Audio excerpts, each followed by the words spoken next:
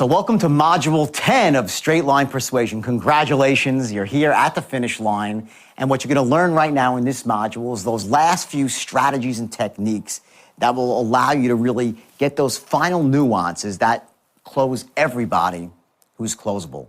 And the reason I said that is because remember that there are always going to be some people who are simply not closable. And you're going to deal with those people with respect. You're not going to berate them. You're not going to harass them. You're going to deal with them on a level that makes you look like a professional because you are a professional. And you're going to become a master persuader. Now, a couple of very important things here. In the art of looping and the end game of sales, remember that you are boxing somebody in. So it has to be done only for people that should be boxed in. You have to create that emotional case for buying as well as the logical case for buying. And as you're looping and going through the, down the straight line, remember the scales. Remember the positives and the negatives. Remember that what you're really doing on a gut level here is you're knocking out the negatives, building up the positives, and lowering an action threshold through language patterns. And ultimately what happens is this. It's like this, and it's hovering, and no result, and boom, the person buys. That's the bottom line. And I think, in closing here, because this is so important, is I want you to focus on really your own strategy for what motivates you, what gets you going, what inspires you. Earlier on we spoke about vision, we spoke about your whys, we spoke about some, very profound things that, are going to really drive you past those sticking points, past those challenges that hold typical people back and, force them into that box where they become creatures of circumstance. So now on a higher level, what I'd like you to do is when you watch this video, focus on what I call the two specific anchors of motivation. You have on one side the pain anchor, which propels you from, being, in a box and, from sitting still and not taking action. And then your anchor for pleasure, what pulls you towards what you want in life. Some people are motivated by pleasure a lot more than pain. And there's, in fact, more people who are motivated by pain. They won't do anything until April 15th in the morning when their taxes due, and all of a sudden, wham, next thing they're running, in place, doing everything they got to do because the pain of not doing their taxes has motivated them. So that's an ultimate truth in self-development. I didn't invent that. That's been going on for many, many years by some very profound people who have really broken that down into its, its essence. But what I want here for you is I want you to actually take that now and internalize it, use it in your own life. And here's how you're going to do it. You're going to identify what is ultimate pain for you. I want you to go through the exercise and list 5 things or 5 situations you might see yourself in that you consider ultimate pain. And by the way, it's going to be different for all of you. What's my definition of ultimate pain might not be yours. Of course, there's a couple of things like, being out in the street and everybody hating you, right? Those are ultimate pain for most of us. But I want you to dig deeper than that. I want you to find your ultimate pain on a why basis. What are the whys? Why is that ultimate pain for you? And I want you to write down your whys for ultimate pain.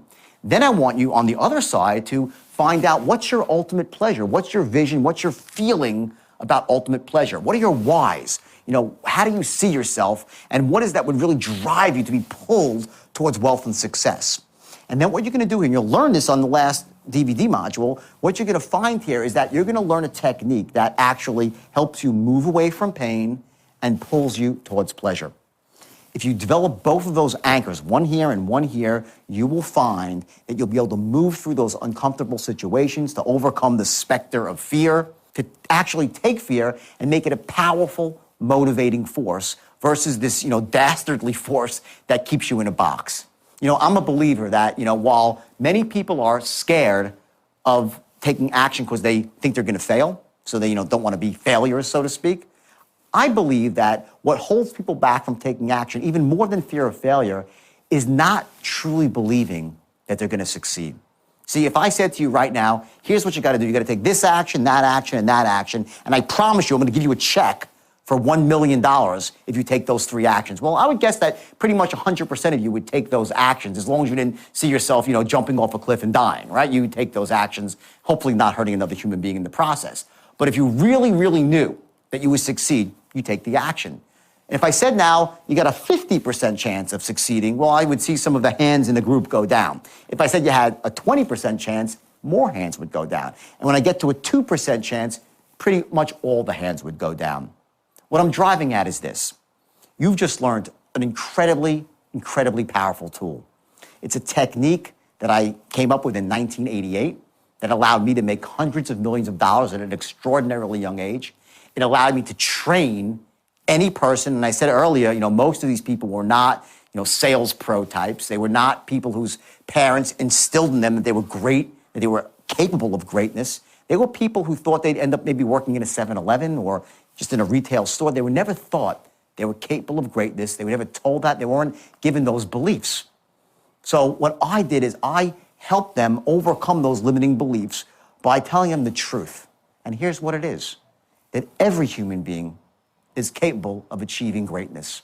Every human being is capable of knocking down barriers and obstacles that have held them back forever once they learn to harness the basic principles of pain and pleasure and to move through fear towards what they want, to not focus on what's wrong in their life and to focus on where they want to go. All those things together almost ensure that you will be wealthy and successful in life. And the difference now is you have a strategy to get there. Let the straight line serve as this game changer in your own life. Let it be that catalyst that all of a sudden says, wow, you know what? Now that I know this technology, now that I've mastered this technique, or at least I'm good enough right now that I can go out and use it and achieve more, all of a sudden, your chances of success skyrocket. So there's no reason now not to act. You know the system. You know enough about it that you can influence people, you can persuade people, you could accomplish things that just before you started this that you could never accomplish. So there's no reason now not to use it in your life starting tomorrow. You've already been doing the exercise, you've hopefully been going out there and taking actions every day. Well, now it's time to spring into massive action. And I want you to use this guide, this study guide, and also these DVDs as a resource. Go back to them. If you're fuzzy on something, I want you to go through it, rewind it, fast forward it. You go again and again and again. I want you to master the art of tonality, learning how to read from a script without sounding like you're reading from a script. And I want you to be the best that you possibly can be. Don't be me. I want you to develop a style that's congruent with who you are, that makes you feel comfortable, that feeds your soul and your spirit, and allows you not just to achieve monetary success, but allows you to feel in your heart of hearts truly successful. Because in the end of the day, that's what it's all about.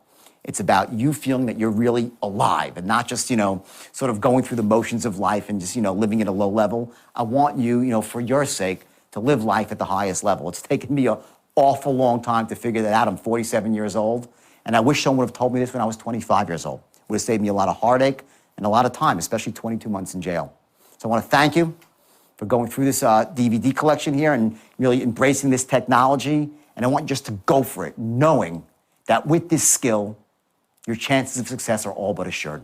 And by the way, I've also included in this program the audio of the video. So you can actually listen to it, whether it's on your iPod or you're driving in your car. And that's very important because those are the times you can actually leverage what you're doing and make it not just a driving experience, but also a learning experience. So as you're going through this last module, I want you to really, really amp it up a bit. Give it that last 1% you might have been holding back. And I want you to internalize every last ounce of this, knowing that you're going to get the result you're looking for.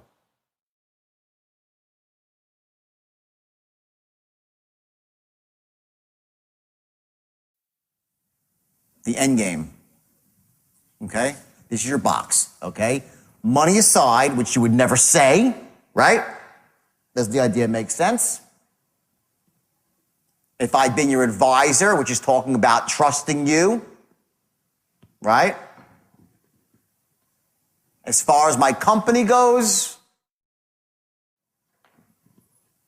your company's honestly ethical, and there you go.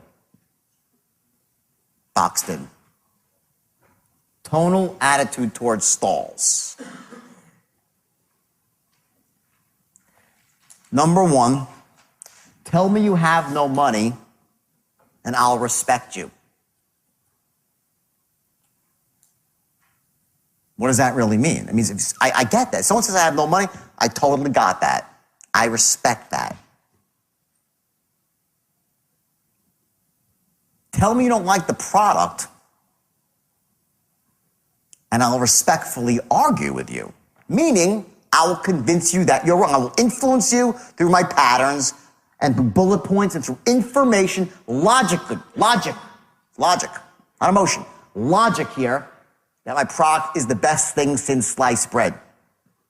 I'm okay if you say to me, I don't like your product. I accept that. Because I respect the guy that comes and says, no, I'm looking at your product and, wow, okay, well, here you go. I didn't do my job. Let me tell you more. I respect that person that says that. Tell me you don't trust me or my company, and I'll educate you. Beautiful. All logical and great. This is good stuff, right? They say that stuff, they're being honest. But don't tell me you simply need to think about it or talk to your wife or your accountant, Santa Claus, to the tooth fairy.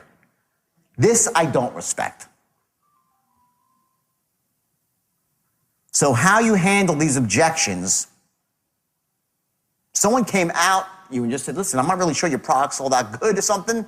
Don't say, well, what do you mean? I mean, I get it. Let me say this. The true beauty of my product is, what you haven't found out yet. The idea there is you're entering them and saying, listen, you're smart. I'm not like you fool. You don't like my product. No. Very smart. I think the problem is you just didn't know this one fact. Let me tell you. Let me educate you about my product. Don't trust my company? Let me tell you a little more about my company. Let me tell you about the chairman of my company. Let me tell you about how generous he is, how altruistic he is, so on and so forth. Don't just tell me I need to think about it. Think about what? To stall. That's your stall. Let's go next. Handling objections. Okay. The art of deflection, we've been talking about it all afternoon. All it means, it doesn't mean you're going to evade, you just deflect. Here are your common objections. And you're going to laugh when you see these. We love these. These are the ones. Here they come. Here they come. I can't afford it. Death in the family. I need to check with my accountant. Bad timing. The product is evil. I want to check it out. I've been burned before. I don't think. I need to think. I have a learning disability. My wife will kill me. I'm too depressed. I want to see it first in action. I need to do more research. Common objections, right? 90% of these are just stalls. They're just crap. All it is the scales haven't been tipped yet. That's what it is. When the scales tip, they vanish. When you create an airtight logical case, an airtight emotional case to buy now, you've cracked through his limiting buying beliefs. And he's whizzing around in his brain saying, John, I want to buy, I know I should buy. And then you come with one smooth close. Believe me, if you do half as well, that's what's called the penny weight that you finally put on the edge of the scale. It's the last language, that last boom. All it takes is like a microgram if you do even half as well as the rest of the people who've gone through this program. Believe me, you're going to be very, very impressed. Fair enough? All right. And they buy. This is the way it works. Most of those are crap. You'll find out if they're real, if they're sticking to them. Remember? Okay. And here's the ticket, by the way. I want you to know this. Don't think, I say the straight line's powerful. It's all the things I say it is. But in spite of that, you can't close everybody. And you shouldn't close everybody. Your goal is to close everybody who's closable. And then take those people and turn them into customers for life. That's your goal. So how do you do that? Well, I'm going to give you a couple of ways here that are really powerful. First is never duck a phone call. Salesmen do this all the time. It is the worst thing you can ever do. You kill the relationship with one ducked call. Bad news, you give it to them. They'll forgive you. You make a bad move in marketing, if you act quickly, people will forgive you. Make a bad move in operations, they'll forgive you. Act quickly. You let it fester, you're done. They'll do business with anybody but you. If you duck one phone call. I've had people that I've been doing business for years, they duck one call, I'm done. Unless I need them. But if I don't need them, if I have a choice to do business with someone else, I'll do business with someone else. The worst thing you can do, don't duck calls. And it also pisses your boss off, by the way, because he gets the call on compliance and creates complaints and so on and so forth. Send them to your competitor. If you really can't help your client, you'll say, send them to my competitor. Yes. Tell them where they can get the product that they need. You do that, you have a customer for life. Next time, first of all, rave about you to all their friends. And next time they need anything even remotely similar, they'll call you saying, well, if he doesn't know, I'm going to go get it. Amazing strategy. And it also makes you feel good about yourself. This is good. It's good for you. Remember their family. Find out who they are after you've closed them. Don't go into the whole game to be their best friend before you've closed them. Time is money. But once they're your customer, get some basic facts. How do you do that? As you're closing this, as you're filling out the application, as you're whatever, quickly find out what their birthday is, if they have kids, what some of their interests are. We'll get into that in a second. Use gifts correctly. Now, more often than not, this is for a higher ticket of sale. Like if you're actually selling something to it's a big account or something, right?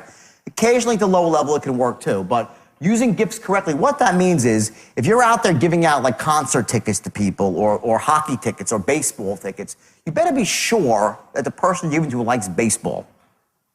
I've had more companies offer me tickets to baseball games. I hate baseball. Stupid part on the salesman. Now offer me tickets to a Rolling Stones concert, you got a customer for life. Get me a ticket to a tennis match, you have a customer for life. Find out what makes your customer feel alive outside of work and fill that need with your gift. If your customer loves fishing, send them a magazine, hunting and fishing magazine, every month, $1.50 shows up at the door. He remembers you every single month for $12 a year. Something like that. Perfect example. Don't just send out random gifts to people. It's ridiculous. I almost like turn like, what an idiot. The guy's stop trying to bribe me. But when I get something I love, I'm like, whoa, cool. I call the guy, thank you, man, Big difference. Okay? Write effective thank you notes. Language. Here's some key trigger words. I love, absolutely adore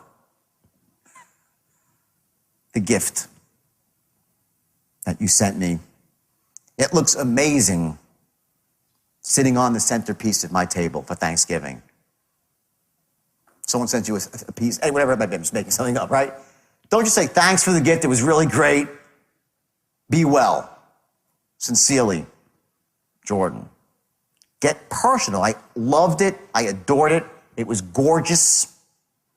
My family, people were commenting on it. That's how you write effective thank you notes. Okay? And when someone gets that, they're moved emotionally. Last thing is every once in a while you get into a situation where you can give a really, really special gift to a big client and you got to go jump through hoops for it. Okay, one of the stories I heard, which it wasn't happening to me, it was just a great story, is a guy was trying to crack a big account at Ford. And he couldn't get into Ford. It was a huge account to get into Ford. And he actually went out and found out that the person that controlled the buyer, had a son who loved a specific sports player. And he went out and got a signed football from the athlete and then brought the signed football and had delivered to the kid directly. The guy ended up making like $60 million in sales and buying from Ford he got for a football. Cost him $50. That's powerful. Don't underestimate the ability of a very simple $50 gift to get you massive, massive credibility. Massive. Everyone follow the concept? And this is you. You know, we spoke a lot about motivation and stuff like that. Let me just tell you what I would say to my brokers way back in the day. And I was doing something without even knowing it that was really clever. I was using NLP on them, neuro-linguistic programming, and I didn't even know I was doing it. Because a lot of what NLP is, it's just very basic, common sense, distilled down to its essence. It's almost like the straight line. There's nothing so earth-shatteringly, like it's a revolutionary, but it's just so perfectly orchestrated that it distills down sales to its best, right? The motivation strategy that I gave to my brokers was as follows. Each morning, I would give a meeting for about an hour, and each afternoon I'd give a meeting for 2 hours, for like 5 years straight. And I'd give meetings for 4 or 5 hours once a week at nighttime. That's how they got trained so well with the straight line. And it also trained me on the straight line by having to just speak about this stuff all the time. What I'd say to them is this. I would say the moment you step through this door and sit behind the desk and pick up a phone and say the words I teach you, everything in your past falls off. You become as powerful as the most powerful CEO in America. This phone is the great equalizer. It's the great equalizer when you say the words the way I teach you with the right tone and the right structure. Doesn't matter if you came from Harvard or Hell's Kitchen, you would become great, wildly successful with this little black telephone. That's what I would say to them. I'd say, act as if. So at the beginning of the film, I'd say, act as if you're a wealthy man, rich already, and you'll become wealthy. Act as if you have all the confidence in the world, and people will have confidence in you. Act as if you have all the answers, and the answers will come to you. Act as if. I told them to act the physiology of success. Because you generate the emotion that way, the state that way, and it allows you to access the resources, the tones, the certainty. Those positive, empowering states, the 3 C's. When you're in a positive peak state, you can commit miracles. You simply can. And I would say to them, now, if you don't want to do this, this is not for you, fair enough. Get the hell out. And I didn't say it so nicely. But before you leave, take a good look at the person sitting to your left. Because one day in the not so distant future, you're going to pull up to a red light and they'll be sitting in a beautiful Ferrari. And next to them will be a beautiful girl. Absolutely gorgeous. And what kind of car will you be in? A beat up piece of shit Pinto with some ugly woman who's bitch slapping you when she's in a bad mood. And it gets worse from there. Because after you go take that job at McDonald's, and if they're not hiring, you can go to Burger King, because that's where you're going if you leave this room.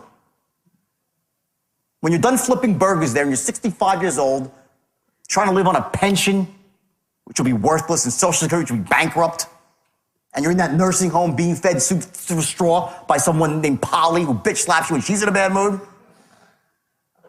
changes your diapers only when she wants to. That's your life if you leave this room. And I would look at these kids and be like, I would see faces like young kids like, oh my God. They'd be paralyzed with fear. I'm saying this for a reason. I'm saying it for a reason. Much of what I said was not true. There were other ways to make money to work at my firm. What I was doing was clever on my part. I didn't even know it. I was creating a strong anchor, a propulsion system. Watch. I want to show you this because I want you to do this for yourself in an ethical way that empowers you. What I did is I created a vision of them that was so awful in their life, visual, and I would go through this again. I was good at it, you know? I would get them they'd be laughing, and they would cry, they would nervous laughter, ooh, not me. But inside, they were dying. The vision of seeing themselves 65-year-old broke in a nursing home, next year in a shitty car. I'd say you have 2 fat, ugly kids in the backseat with ice cream on their faces. Groceries from the Price Club in the backseat. You don't even know what your life's going to be like. And I watched it melt and wilt in the seats, right? What I was doing, and I didn't know what I was doing, it just sounded good to me at the time, right? I was creating what's called a propulsion system. This is pain. I was giving them something to move away from. If you don't roll up your sleeves and go to work, that's what you're gonna face. And they're like, so they work. I motivated them by pain. At the same time, I would say, but if you do what I say, and you follow the system, this proven system, this step-by-step system that will allow you to soar and become massively wealthy, you're gonna have the life. The house you want, the car you want, tons of money to help your parents, retire your parents, take care of those you love, donate money to your church, to your community, the best of everything, travel the world. That's the life, and live your life at the highest level and be one of those rare people in the world that takes what they want. And they go, yeah, now again, that's not quite true. Great visual, but some of that's not really true. It's not quite ethical. It's a little bit off kilter. My motives weren't pure. But what can we learn from that is this. That is called gravitational pull to pleasure. So every single day, I push them away from pain and pull them towards pleasure. That's called a motivation strategy. Everybody is motivated differently. Some people move away from pain. You tell them how bad it's going to be if they don't take action, and they act. Other people couldn't care. They don't care about that. How bad doesn't motivate them. Those people move towards pleasure. Tell them how wonderful it will be if they'll paint the picture here, and they'll move towards it. They get pulled towards pleasure. Pushed away from pain, propulsion, pulled towards pleasure. Most human beings have a bit of both. And there's no right or wrong. It's just how we are. I, surprisingly, move away from pain. I also get pulled towards pleasure, but I move away from pain really, really well. If I have any hint that I might fail, and I failed many, many times, I will work and work and work and work. Who's like that? Raise your hand if you like that. A lot of us like that. Who here likes to move towards pleasure? You see something great, you go, either way, I have both. What I do is I know how I'm built, and I create in my mind, I use it to my advantage to run my own psychology. I create anchors to move away from, to pull me towards. I have visions, I have my goal sheet, and I get a vision above it, my vision of what my future is going to be, and I let it pull me, my vision. And I have this box, this awful place that I know exists if I don't work hard and don't do what I sometimes don't want to do, and I procrastinate, and I live in a world of shoulds and all that sort of crap. And I move away from that. I make it painful, so painful I can hardly bear it, that it makes me wake up at night and keep me up at night. And people say, wow, you're really motivated. No, shit, if you were as scared as I was, you'd be motivated too. If you knew how great it could be, you'd be motivated too. Most people are not motivated, not because they're not motivatable, they have infinite goals. They have no vision in life. They're not moving towards anything. Get that? What's your why? What's your vision? Why are you doing this? What is your vision? What are you moving towards? What's the end game for you? Where are you going?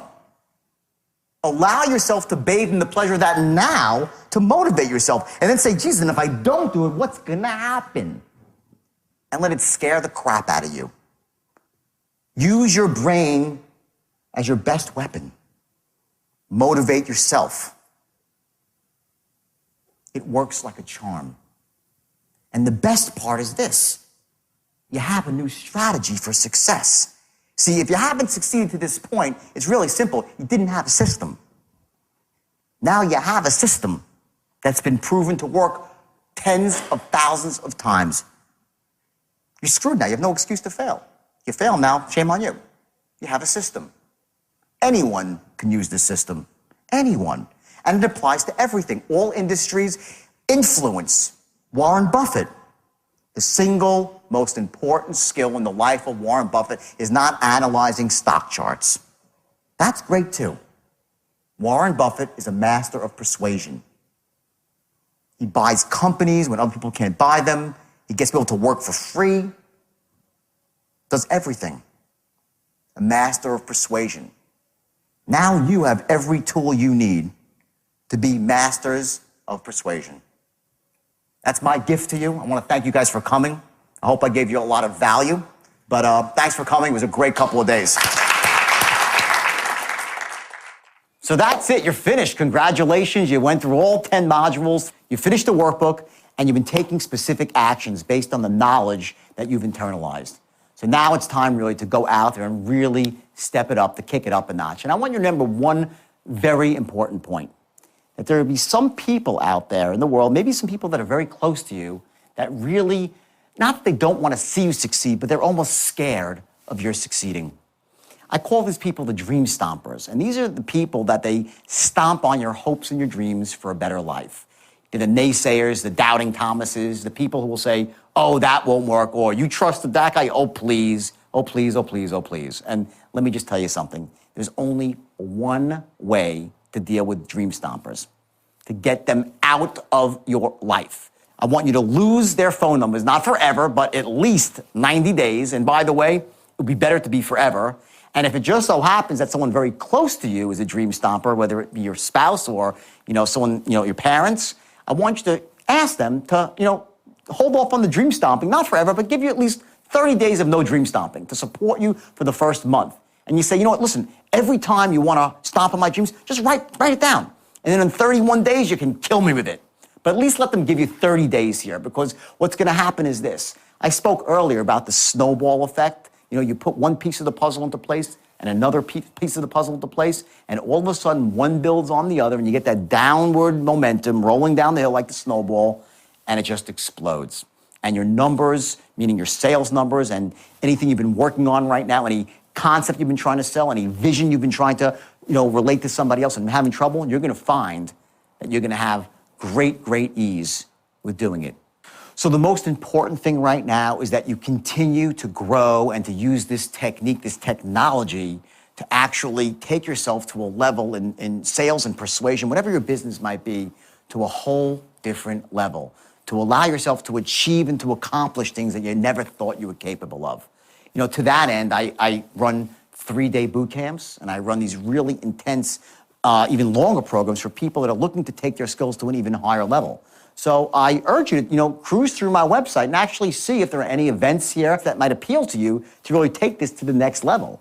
Most importantly, I want you to take action today. Don't just, use the next program as an excuse not to take action. Don't say, oh, well, I'll go to the next one. I'll learn more about the straight line. No. You know enough right now to become very successful in your own life. However, there are certain things on the next level here that can propel you to things like speaking publicly, how to become a seminar leader. And I will tell you this, I make more money from my seminars than pretty much anything else. The only thing that's a close second to that is my corporate business, where I go and train corporations on, how to close, how to create customers for life, how to develop the rapport with people that lasts, not just for 1 or 2 weeks, but for a lifetime.